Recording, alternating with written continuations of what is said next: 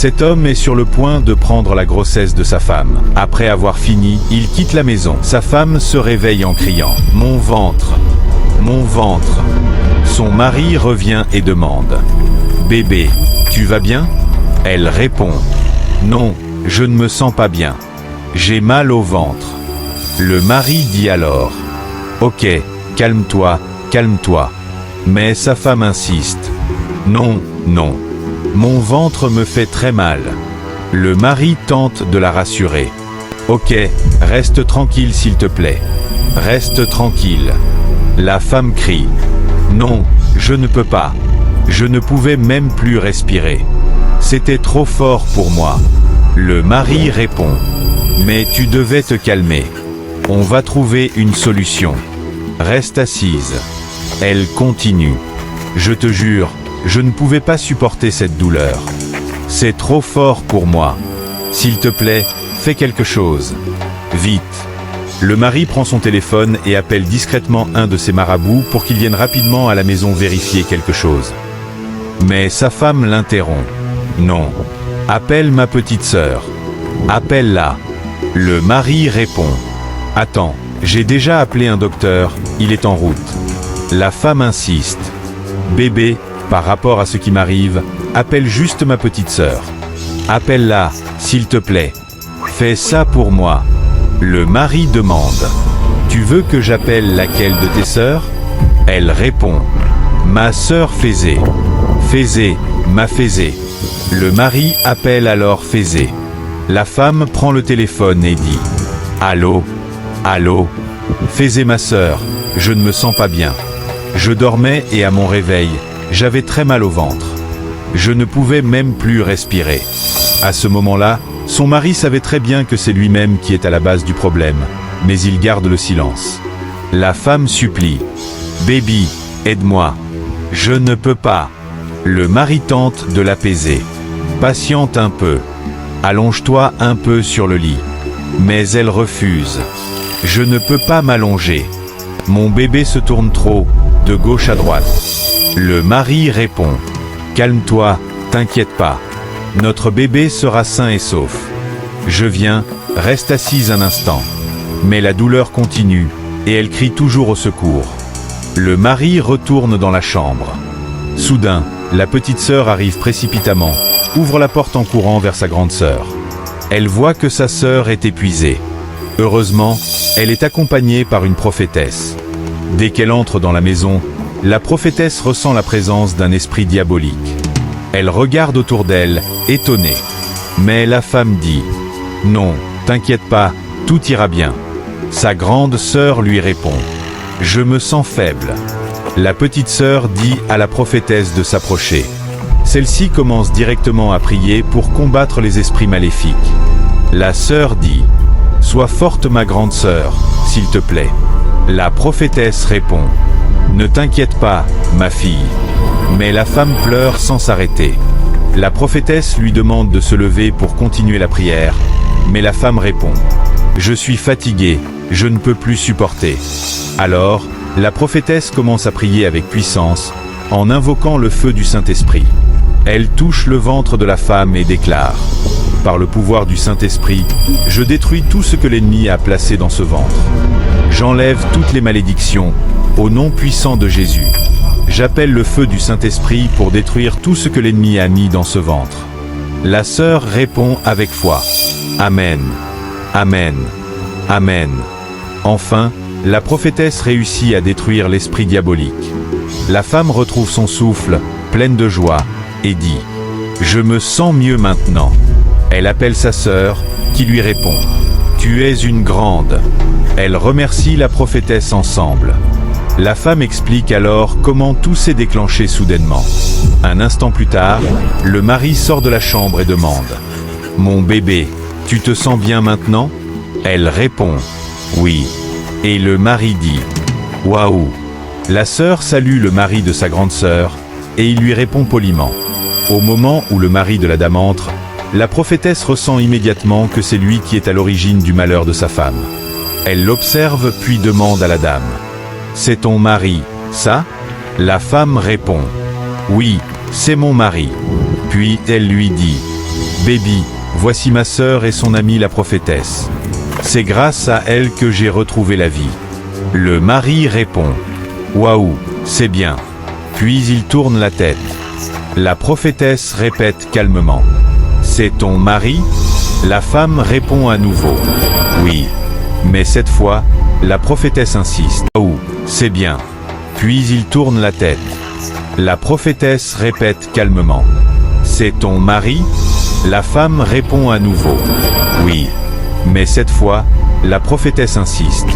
Comment peux-tu appeler cet homme ton mari? Le mari, visiblement agacé, répond. Tu es qui, toi? C'est à moi que tu t'adresses comme ça? La prophétesse lui répond calmement. Oui. Le mari commence à crier sur la sœur de sa femme. Comment as-tu eu l'audace d'amener des inconnus dans ma maison? Pour m'insulter, chez moi? La sœur répond, embarrassée. Non, excuse-moi. Puis elle parle discrètement avec son amie la prophétesse, pour qu'elle n'aille pas trop loin. La femme tient la main de son mari et dit, « Calme-toi, s'il te plaît. C'est grâce à cette dame que j'ai été sauvée. » Elle ajoute à l'attention de la prophétesse, « Je t'en prie, va doucement avec lui. » Puis elle continue, s'adressant à tout le monde. « C'est aussi grâce à mon mari que je suis encore en vie jusqu'à maintenant. Si vous êtes arrivés à temps, c'est aussi parce qu'il est là. Donc, je vous en prie, ne vous fâchez pas. Ne poussez pas plus loin. » La prophétesse répond, « Madame, je comprends bien. Mais cet homme est mauvais. » Le mari s'énerve davantage. « Tu es vraiment audacieuse, toi. » La prophétesse répond calmement. « Oui, parce que je sais ce que tu fais ici. » Le mari explose. « Donc tu es venu ici pour m'embêter? Tu oses me provoquer? Tu ne me connais pas. Tu es venu chez moi encore. Sache que si je commence, personne ici ne pourra rester debout devant moi. » Il continue en s'adressant à la prophétesse. « Tu me provoques face à face? Si tu veux, prends ma femme. Tu t'en occupes, tu paies tout à sa place. Tous les frais que je faisais, tu vas les faire. Tu deviendras même son mari. » La femme, en pleurs, supplie. « S'il te plaît, calme-toi. » Mais le mari, hors de lui, refuse d'écouter. Il continue à crier sur la prophétesse, disant qu'elle a insulté et que cela l'a profondément blessé. Sa femme essaie encore de le calmer, mais il ne l'écoute pas. Même la sœur tente de le raisonner. « C'est moi qui ai tout organisé, je vais repartir avec elle. » Mais la femme réplique. « Ne dis pas ça. C'est grâce à cette dame que j'ai retrouvé la vie. » La petite sœur rétorque. « Oui, mais regarde comment ça s'est transformé en dispute. C'est pour ça que j'ai dit ça. » La femme essaie de calmer son mari pendant que la petite sœur surprend son amie la prophétesse et la prie de ne pas créer de problème entre sa sœur et son mari. La prophétesse demande alors au mari, « Tu ne sais vraiment pas ce qui arrive à ta femme ?» Il répond, « Je ne sais rien de ce dont tu me parles. » La femme continue à le calmer et la sœur supplie aussi la prophétesse. Mais à un moment, la petite sœur crie à la prophétesse, « Laisse le foyer de ma grande sœur tranquille. Pourquoi tu ne veux pas comprendre? Tu veux créer des problèmes chez elle. » La prophétesse s'adresse alors au mari. « Tant que tu continues à dire que tu ne sais rien. » Le mari répond. « Et si je dis oui ?» Elle rétorque. « Ce serait bien. Mais moi, je sais. » Le mari se tourne vers sa femme. « Tu vois ?» La prophétesse conclut. « Seul Dieu sait qui tu es vraiment. » Le mari, furieux, répond. « Grande dame, laisse-moi. Je vais rentrer dans la chambre. Je vais revenir et vous verrez de quel bois je me chauffe. Si vraiment je suis l'homme méchant que vous dites, vous allez tous le savoir maintenant. Car personne ne me donne des leçons dans ma propre maison. Et quelqu'un venu de nulle part ose encore me provoquer ici, chez moi, devant tout le monde. » Le mari se tourne vers la sœur de sa femme et dit, furieux, « Tout ça, là, c'est toi qui l'as créé. » Mais la sœur ne fait que le supplier de se calmer. Il répond, « Puisque vous avez cherché ça, vous allez le trouver. » Il se tourne alors vers sa femme. « Je prenais soin de toi quand tu te sentais mal, avant même que tu me demandes d'appeler ta sœur. Et maintenant, regarde ce qu'ils me font. » La femme commence à le supplier, et s'adresse à la prophétesse. « Je t'en prie, ne l'embête pas. Tu as déjà fait ton bien, et je t'en suis vraiment reconnaissante. Mais il est temps que tu partes de chez nous. » Elle dit à sa sœur. « Allez, viens. On y va. » La petite sœur commence alors à supplier la prophétesse de partir aussi. Mais la prophétesse lui dit « Si tu aimes vraiment ta grande sœur ?» La petite sœur répond « Oui, je l'aime. » La prophétesse se tourne vers la femme et demande « Tu veux connaître la vérité ?» La femme répond « Oui. » La prophétesse dit alors « Dieu ne fait rien au hasard. Dieu seul sait pourquoi je suis ici. » Mais la femme répond avec lassitude « Pourquoi aimes-tu toujours créer des problèmes comme ça ?» La prophétesse répond calmement « D'accord. Si je te dis que ton mari est à la base de ce qui t'arrive, tu peux me croire ?» Elle ajoute « Il a mis une magie dans sa tête. » La femme réagit immédiatement. « Là, je peux confirmer que tu mens. Il a toujours eu l'habitude de porter son chapeau, même quand on dort, même à la maison, même quand on sort. Mais ça, pour moi, ça ne veut rien dire. Je ne peux pas croire ce que tu dis, car je sais que mon mari ne me ferait jamais de mal. » La prophétesse répond « Tu es sûre de ce que tu dis ?» La femme répond « Oui. » La prophétesse demande alors « Tu l'as déjà vu enlever son chapeau ? Tu as déjà vu sa tête une seule fois ?»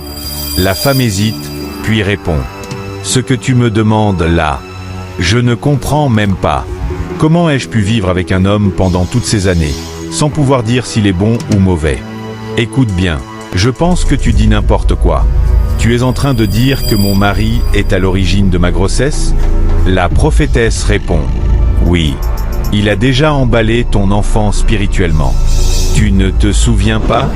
Après mes prières, tu t'es senti mieux, non ? » La femme répond « Oui, c'est vrai. » La prophétesse enchaîne « C'est ton mari qui a essayé de terminer avec ton enfant. » La femme s'énerve et coupe « Stop. Arrête de dire n'importe quoi sur mon mari. C'est lui seul qui a pris soin de moi quand je souffrais, avant même que vous arriviez. Donc je ne peux pas, en aucun cas, accepter que vous veniez l'embêter dans sa propre maison. Quel est votre problème ? » La prophétesse réagit. « Tu appelles ça une maison ? Pourquoi ? Parce que vous avez souffert ensemble pour cotiser et construire ici. » Elle ajoute. « Femme, tu te trompes. Tu es avec ton mari, mais tu ne le connais pas. » La femme répond, confuse. « Je ne vous comprends plus. » La prophétesse insiste. « Ok. Il est allé jusqu'à vouloir te faire manger ce qui est dans sa tête, pour en finir avec ta grossesse. » La femme dit, surprise. « Quoi ? » La prophétesse confirme. « Oui. » Elle lève les mains au ciel et dit « Merci, Seigneur, de m'avoir envoyé dans cette maison. » Puis elle se tourne vers la femme. « Tu te rappelles ? À un moment, tu avais perdu ta grossesse, n'est-ce pas ? » La femme répond, troublée. « C'est vrai. C'est parfaitement vrai ce que tu viens de dire. » La prophétesse continue. « Et ce n'est pas tout. Il a même déjà enterré ton esprit ici. Peu importe ce qui arrivera, tu ne pourras jamais quitter cette maison tant qu'il te contrôle. » Et elle termine en demandant « Depuis que vous êtes ensemble, est-ce qu'une seule fois tu l'as vu enlever son chapeau ? Est-ce que tu as vu sa tête ?» La femme répond « Je n'ai jamais vraiment fait attention à ça chez lui. Mais je sais qu'il a toujours eu l'habitude de porter un chapeau. » La prophétesse réagit vivement. « Si tu prends le temps de réfléchir, tu comprendras quel genre d'homme tu as épousé. C'est un homme mauvais, très dangereux. » La femme, bouleversée, demande « Mais comment mon mari pourrait vouloir me faire du mal ?» La prophétesse répond calmement « Tu dois te calmer et te concentrer. » Quelques minutes plus tard, le mari sort brusquement, le regard sombre, avec une méchanceté tranchante dans les yeux.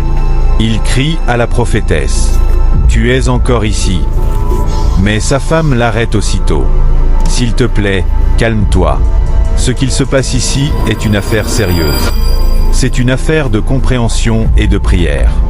On a besoin d'aide, pas de colère. Patiente-toi, mon mari. » Le mari refuse. « Non. » La femme insiste doucement.